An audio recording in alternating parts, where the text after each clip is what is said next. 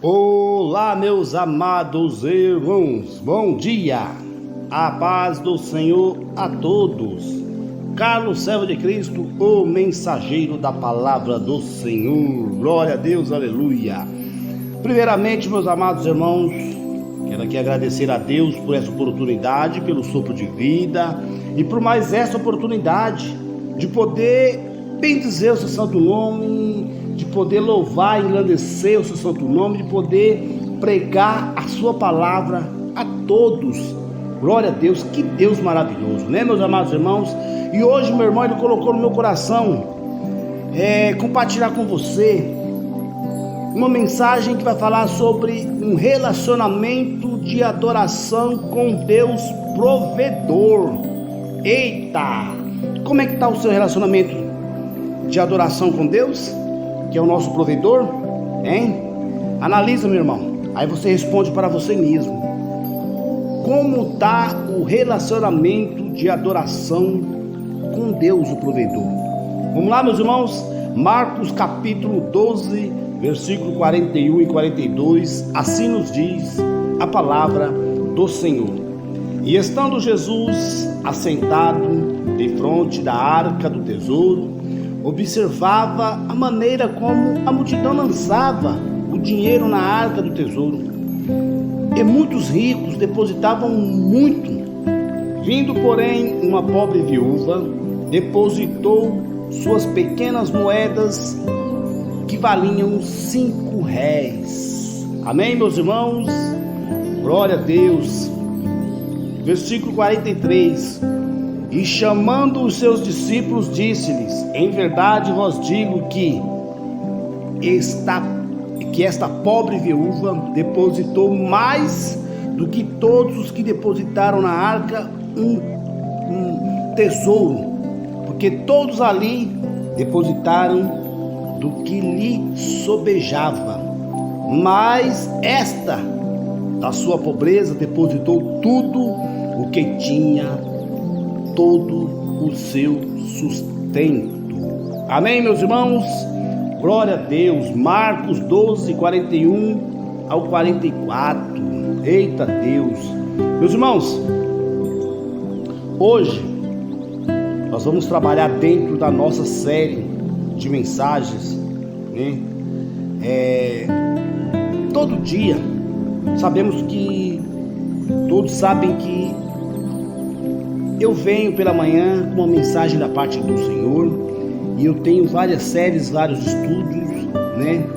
Mas hoje eu quero falar de Marcos, né? Que é um dos temas mais delicados dentro das igrejas, né? É um tema muito delicado dentro das igrejas. É o dízimo. Eita Deus! O que por não ser tratado biblicamente levam igrejas a excessos não bíblicos, né? E ganância de lideranças, né? Esses líderes religiosos, e um terrível testemunho do Evangelho de Cristo. Por fim, meu irmão, uma resposta a este excesso. Temos pessoas justificando suas idolatrias a Mamon, né, o Deus do dinheiro, e achando estarem justificadas quando não convertem seus bolsos à obra do Senhor, vivendo um pecado de idolatria financeira, egoísmo, a falta de adoração, né, a falta verdadeira de adoração a Deus na sua área da provisão de Cristo para nós, né? Agora vem cá, meu irmão.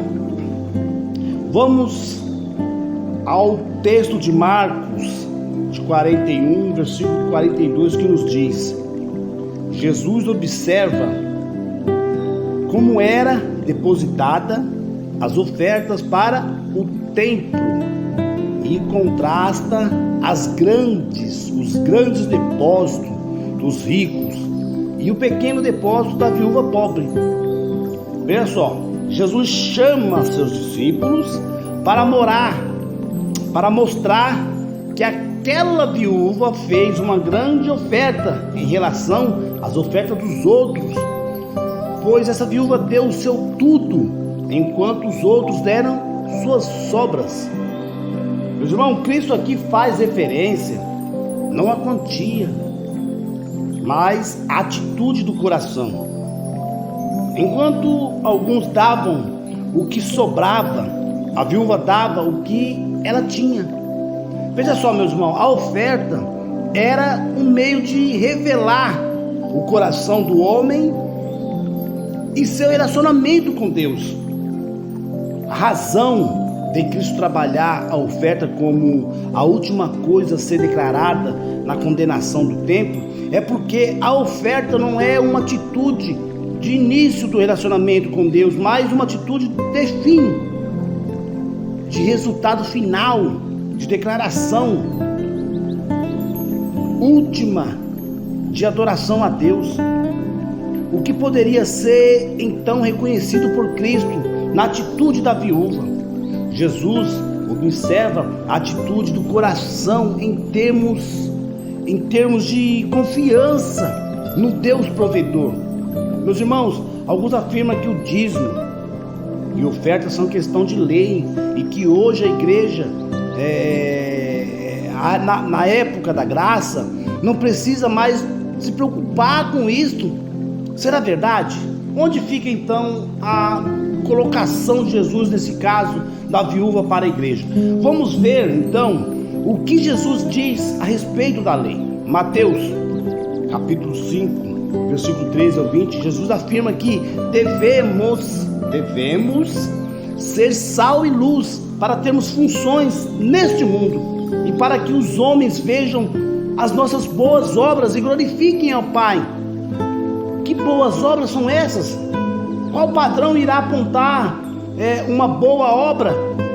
Jesus afirma, meu irmão, na sequência, algo acerca da lei e da posição dela a partir dele.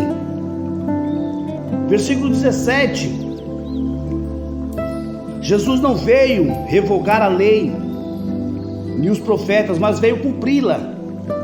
Versículo 18: tudo que já foi dito se cumprirá em Cristo, através de Cristo. Versículo 19: devemos respeitar e ensinar a lei.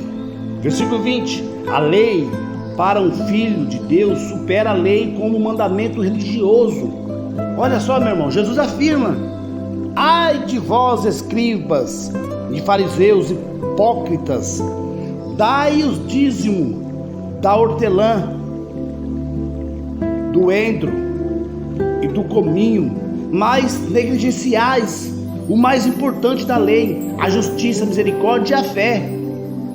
Devias, porém, fazer essas coisas sem omitir aquelas. Mateus 23, 23. Olha só, meu irmão, a lei possui aspecto mais importante do que um método ou obrigatoriedade, que são os seus princípios, que refletem a justiça, a misericórdia e a fé de Deus. Glória a Deus. Como podemos perceber, meu irmão, a ligação das ofertas às ideias de justiça, misericórdia e fé? Podemos até resumir que as ofertas estão na ponta final de um processo de uma vida piedosa. Ouvistes que foi dito aos antigos: não matarás, mas qualquer que matar será réu de juízo. Eu, porém, vos digo que qualquer que sem motivo se encolariza contra o seu irmão será réu de juízo. E qualquer que disser a seu irmão raça será réu do sinédrio. E qualquer que lhe disser louco será réu do fogo do inferno. Portanto, meu irmão, se trouxeres a tua oferta ao altar e ai te lembrares de que teu irmão tem alguma coisa contra ti, deixa ali diante do altar a tua oferta e vai reconciliar-te primeiro com teu irmão e depois vem apresentar a tua oferta. Mateus 5, 21 ao 24. Existe, meu irmão, uma relação direta entre a oferta como adoração, uma adoração a Deus, e a condição do coração no amor ao próximo. E no amor ao próximo existe uma relação direta no amor de Deus, fazendo algo para Deus, tirando o aspecto de que devo amar aos outros e não ter nada contra eles, nem em meu coração tirar o significado do que eu faço para Deus. Precisamos, meu irmão, compreender que as ofertas não são uma obrigatoriedade da lei, mas olhar para os princípios eternos. Na ideia das ofertas, nos ajuda a compreender melhor isso. Para isso, vamos ver quais seriam então os aspectos acima da lei, da ideia das ofertas dentro da perspectiva bíblica. Vamos olhar quem ofertou antes da obrigatoriedade da lei. A oferta, meu irmão, não é mérito da obrigatoriedade da lei, mas sim consequência de um relacionamento com Deus. Por exemplo, Caim e Abel, né? Gênesis 4, 2, 7. Deus não olha para a oferta, mas para o coração de um relacionamento com Deus. Abraão, Gênesis 14, versículo 17. Abraão regressou da batalha da libertação de seu sobrinho em uma grande guerra. Melquisedeque veio até Abraão como sacerdote, trazendo pão e vinho. E muito mais manifesto é ainda se a semelhança de Melquisedeque se levantar outro sacerdote, que não foi feito segundo a lei, né, do mandamento carnal, mas segundo a virtude da vida incorruptível, porque ele assim testifica: tu és sacerdote eternamente, segundo a ordem de Melquisedeque, lá em Hebreus 7, 15 e 17. Melquisedeque, meu irmão, abençoou Abraão, e Abraão ofertou o seu dízimo, e ele o rejeitou. Ficar com algo de Sodoma, pois o que ele recebeu era de Deus unicamente. Era de Deus unicamente. Atitude de gratidão a Deus pela vitória e reconhecer Deus na pessoa de Melquisedeque. Jacó, lá em Gênesis 28, 18, 22, Jacó fez um voto de dar o dízimo, né? Se Deus fosse o provedor da comida e da roupa, de maneira que ele volte em paz para casa. Vemos aqui um relacionamento claro do dízimo como meio de reconhecimento e provisão de Deus.